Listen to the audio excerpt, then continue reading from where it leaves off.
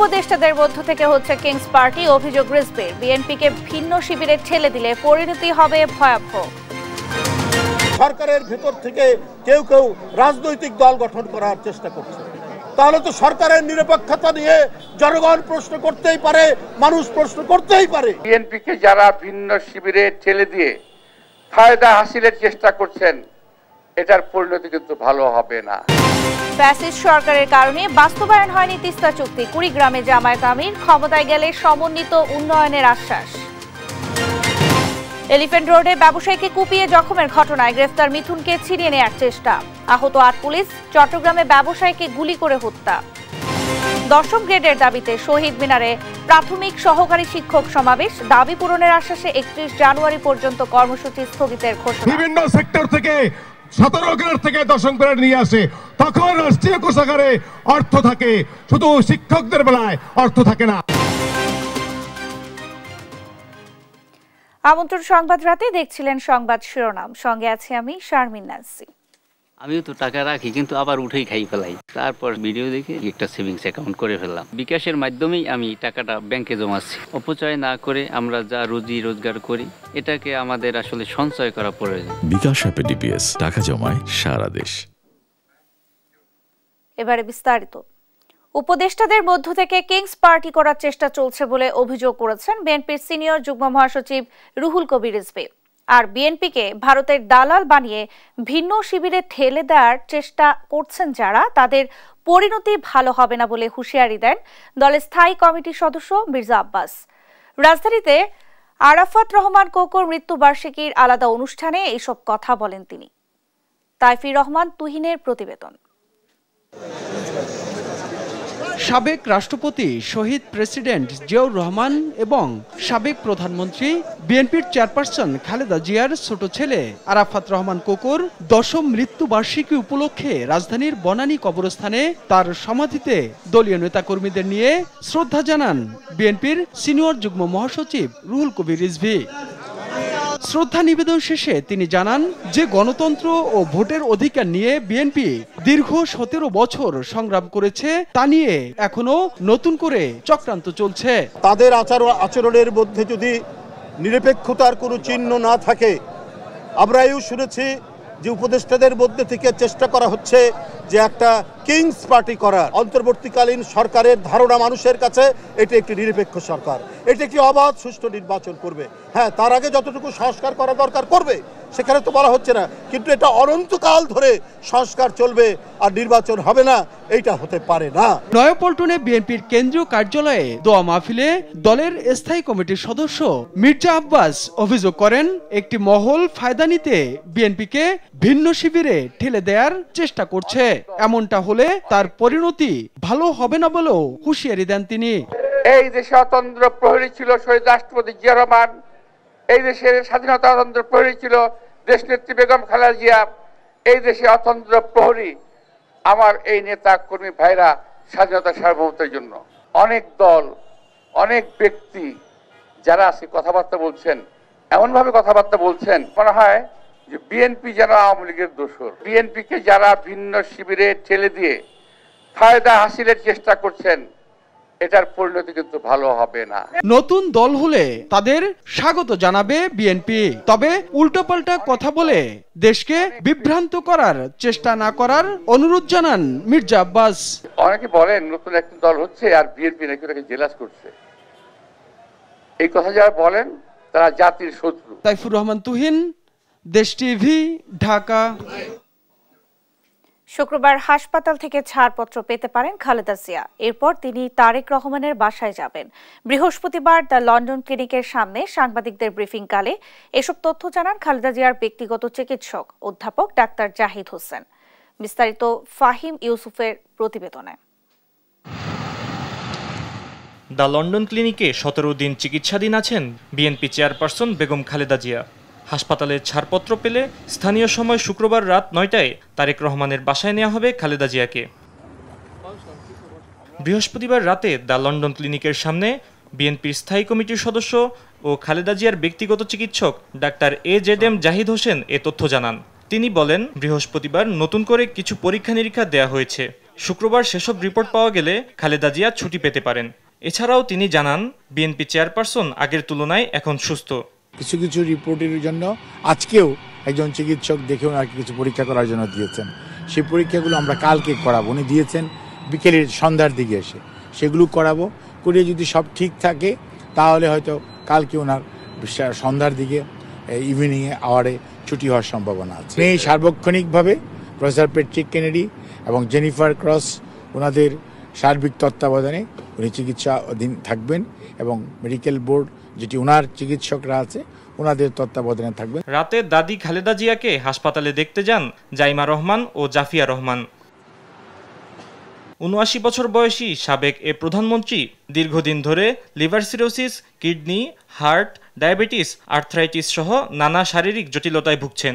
উন্নত চিকিৎসার জন্য গত ৮ জানুয়ারি লন্ডন ক্লিনিকে তাকে ভর্তি করা হয়।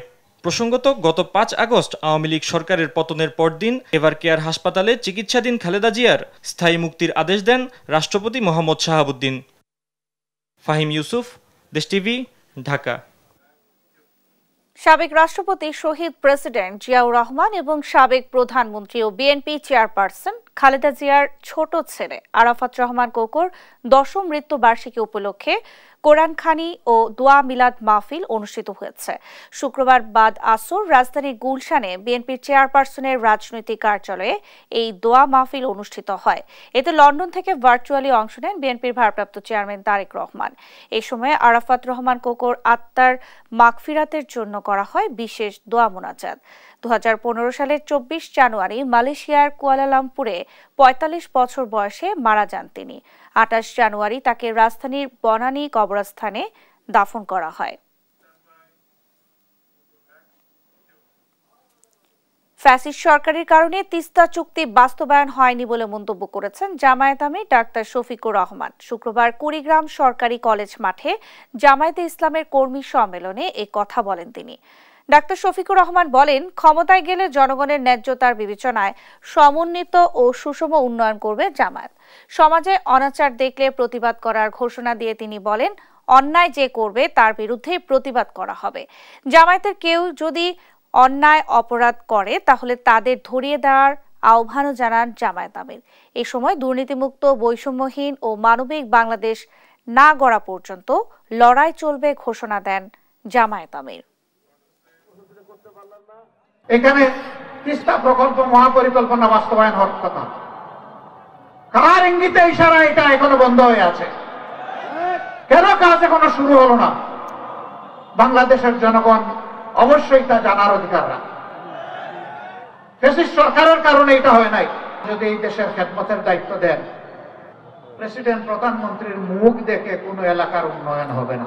জনগণের ন্যায্য প্রয়োজনকে বিবেচনায় নিয়ে সমন্বিত সুষম উন্নয়ন হবে। ৭২-এর সংবিধান দিয়ে এদেশে বহুদলীয় গণতন্ত্র সম্ভব নয় বলে মন্তব্য করেন জাতীয় নাগরিক কমিটির আহ্বায়ক নাসির উদ্দিন পাটোয়ারি। শুক্রবার বিকেলে জাতীয় জাদুঘরের সামনে March for unity and justice শিরোনামে বৈষম্য বিরোধী ছাত্র আন্দোলনের ব্যানারের সমাবেশে এইসব কথা বলেন তিনি। এ সময় তিনি বলেন, গণপরিষদের মধ্য দিয়ে আমরা এমন একটি সংবিধান চাই যার ফলে এই দেশে আর যেন ফ্যাসিবাদ ফিরে আসতে না পারে। তিনি আরো বলেন, দেশের সংকট সমাধানে সবাইকে ঐক্যবদ্ধ হয়ে গণপরিষদ নির্বাচনের দিকে হাঁটতে হবে। এ সময় তিনি বলেন, গণপরিষদ নির্বাচনে যে সংবিধান তৈরি হবে সেখানে ২৪-এর গণ অভ্যুত্থানে যেসব শ্রমিক শহীদ হয়েছেন তাদের কথা থাকতে হবে। বিচার প্রক্রিয়া আর সংস্কার প্রক্রিয়ায় যারা বাধা দিতে চায় তাদের পরিণতি হবে শেখ হাসিনার মতো বলেও মন্তব্য করেন তিনি।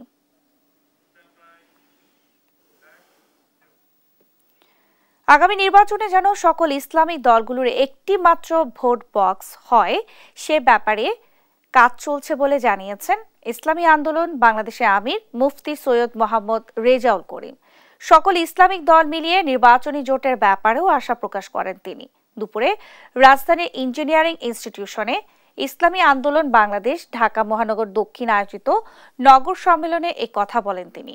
চরমোনাই পীর বলেন, ইসলামী দলগুলোকে বারবার সিঁড়ি বানিয়ে ক্ষমতায় গেছে বিভিন্ন রাজনৈতিক দল, আর এটা হতে দেয়া হবে না। বাংলাদেশের বেশিরভাগ মানুষ ইসলামের শাসন দেখতে চায়। বাংলাদেশে এখনো সুষ্ঠু নির্বাচনের পরিবেশ সৃষ্টি হয়নি অভিযোগ করে ইসলামী আন্দোলনের নেতারা বলেন, প্রশাসন নিরপেক্ষ আচরণ করছে না, ক্ষমতার হাতবদল হয়েছে, সিস্টেমের পরিবর্তন হয়নি।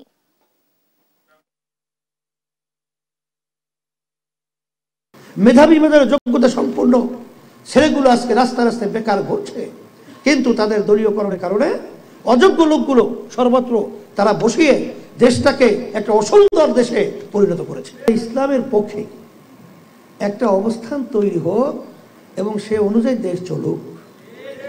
সেই হিসাবে আপনারা জানেন যে বাংলাদেশের ভিতরে যে ইসলামের দলগুলো রয়েছে, সমমনা দল, আমরা সবাই আলহামদুলিল্লাহ নির্বাচনের সময় যেন ইসলামের পক্ষে একটু বাক্স পাঠাতে পারি, এই চিন্তা, এই উদ্দেশ্য নিয়ে আমরা কিন্তু বিভিন্ন পর্যায়ে কাজ করতেছি।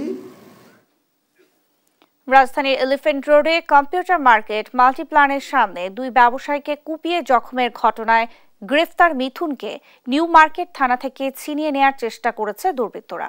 এতে আহত হন নিউ মার্কেট জোনের সহকারী কমিশনার তারিক লতিফ সহ ৮ পুলিশ সদস্য। শুক্রবার ভোরে এই ঘটনা ঘটে। এর আগে ১০ জানুয়ারি রাতে এলিফ্যান্ট রোডে ইসিএস কম্পিউটার সিটির সামনে দুই ব্যবসায়ীকে প্রকাশ্যে কুপিয়ে জখম করে দুর্বৃত্তরা। পরে ১১ জানুয়ারি এই ঘটনার একটি ভিডিও সামাজিক যোগাযোগ মাধ্যমে ছড়িয়ে পড়ে। এই ঘটনায় সন্ত্রাসী গোষ্ঠী ইমন গ্রুপের বিরুদ্ধে অভিযোগ এনে নিউ মার্কেট থানায় মামলা করেন ওয়াহিদুল হাসান। মামলা তদন্ত সংশ্লিষ্ট একটি সূত্র জানায়, এই ঘটনায় রিমান্ডে নেওয়া এক আসামি জানায় তাকে ঘটনাস্থলে যেতে নির্দেশ দিয়েছিলেন মিথুন। মিথুনকে পুলিশের গাড়ি থেকে ছাড়িয়ে নিতে তার সমর্থকরা চেষ্টা করে। এই ঘটনায় আলাদা একটি মামলা হয়েছে এবং গ্রেফতারকৃতদের পাঠানো হয়েছে আদালতে।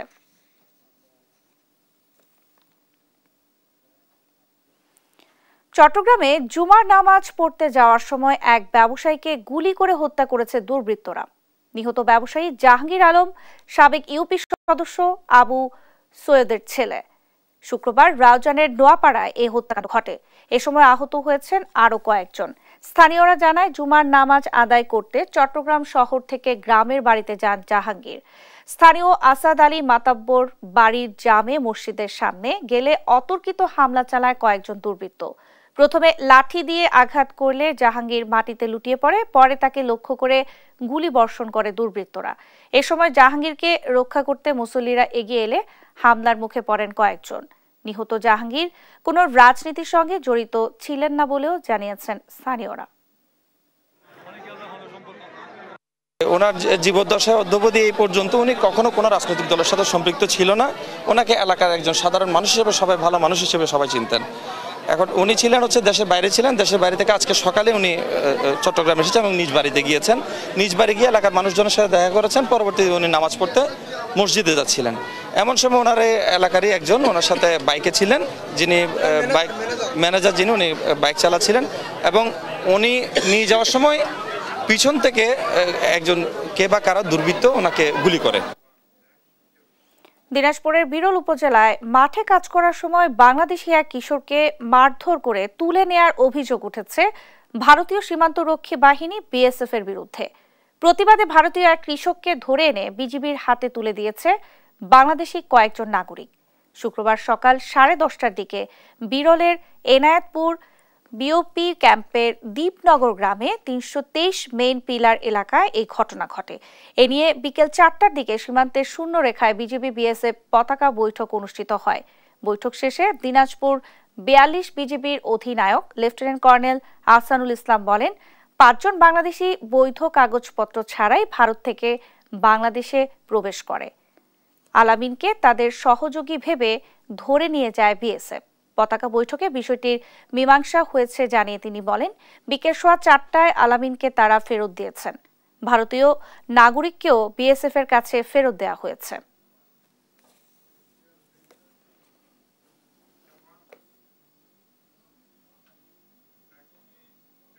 দেখছেন সংবাদ রাত।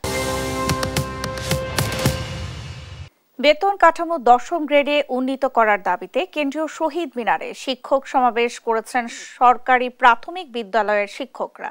দিনভর অবস্থান শেষে রাতে 31 জানুয়ারি পর্যন্ত কর্মসূচি স্থগিতের ঘোষণা দেন তারা। সহকর্মী এনআই নাহিদ ও শাহাদাত নিশাদকে সঙ্গে নিয়ে আরো জানাচ্ছেন নাফিয়া ফারসানা। একটা পরিতাপের বিষয় হচ্ছে শুক্রবার সকালে রাজধানীর কেন্দ্রীয় শহীদ মিনারে 10ম গ্রেডের দাবিতে প্রাথমিক বিদ্যালয়ের সহকারী শিক্ষকদের সমাবেশ। এতে অংশ নেন দেশের বিভিন্ন জেলা থেকে আগত সরকারি প্রাথমিক বিদ্যালয়ের সহকারী শিক্ষকরা।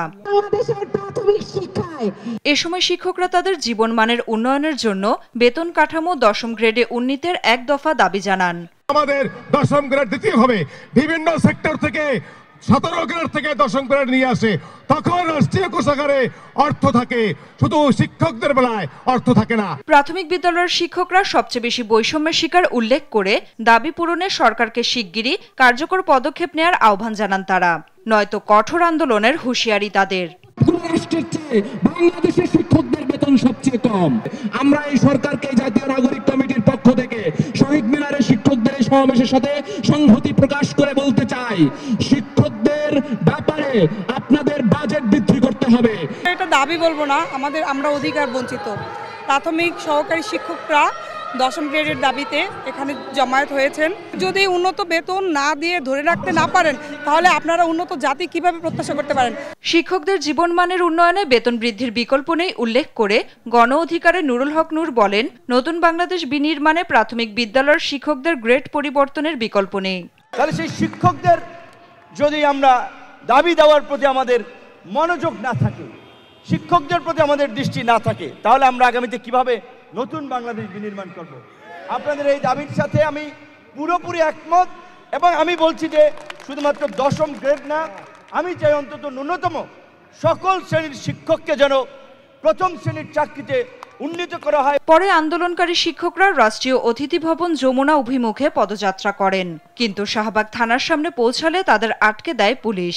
বাধার মুখে তারা সড়কেই বসে পড়েন। পরে দাবির মুখে আলোচনা করতে রাষ্ট্রীয় অতিথি ভবন যমুনায় যান তাদের একটি প্রতিনিধি দল। নাফিয়া ফারসানা, দেশ টিভি, ঢাকা। রাজশাহী বিশ্ববিদ্যালয়ের স্থানীয় এক যুবকের অস্বাভাবিক মৃত্যুর প্রতিবাদে ঢাকা রাজশাহী মহাসড়ক অবরোধ করে বিক্ষোভ করেছে স্থানীয়রা। শুক্রবার রাত 7:30টার দিকে তারা মহাসড়কে অবস্থান নেয়। এ সময় টায়ারে আগুন জ্বালিয়ে বিক্ষোভ করে তারা। এতে বন্ধ হয়ে যায় দুই পাশের যান চলাচল। এর আগে বৃহস্পতিবার রাতে বিশ্ববিদ্যালয়ের স্যার জগদীশ চন্দ্র বসু ভবনের সামনে রাজশাহী কলেজে অধ্যয়নরত শিহাব নামে ওই যুবকের মৃত্যু হয়।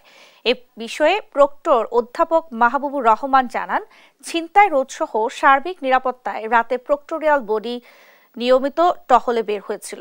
এ সময় শিহাব নামের ওই যুবক মেয়ে সহপাঠী সহ তৃতীয় বিজ্ঞান ভবনের পেছনে বসেছিল। প্রক্টোরিয়াল বডির গাড়ি দেখে বাইক নিয়ে দ্রুত পালানোর চেষ্টা করলে ভবনের সামনের সড়কে দুর্ঘটনার কবলে পড়েন। পরে রাজশাহী মেডিকেল কলেজ হাসপাতালে চিকিৎসাধীন অবস্থায় তার মৃত্যু হয়।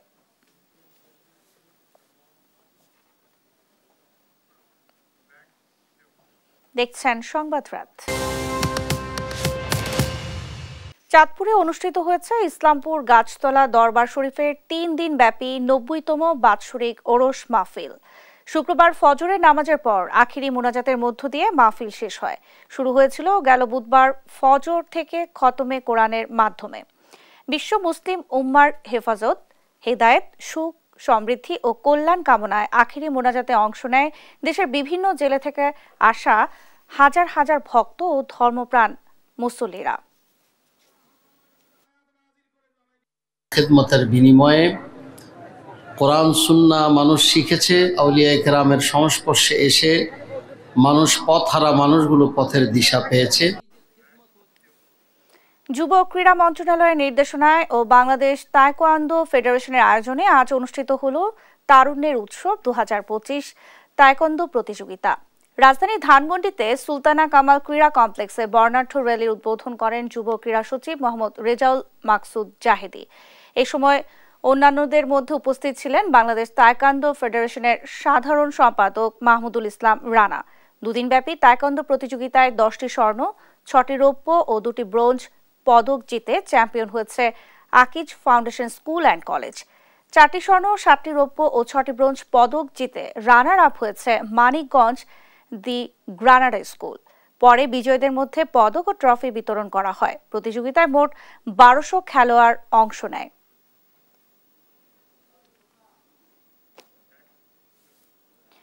শুরু হলো চিত্রশিল্পী আলীর প্রথম একক চিত্রকর্ম প্রদর্শনী দ্য আনরেভেলড সোল। প্রদর্শনীটি 24 ও 25 জানুয়ারি রাজধানীর ঢাকার গুলশান তেজগাঁও লিংক রোডের আলোকে এক্সিকিউটিভ হলে অনুষ্ঠিত হচ্ছে। শুক্রবার সকাল 10টা থেকে রাত 8টা পর্যন্ত দর্শনার্থীদের মধ্যে উন্মুক্ত থাকবে এই কর্মশালা।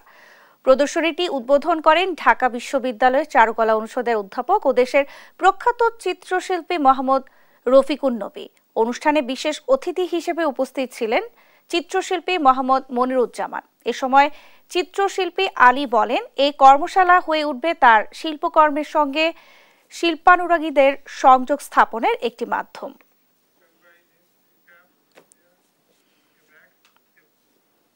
সংবাদ রাতের শিরোনামগুলো জানিয়ে দিচ্ছি আরো একবার।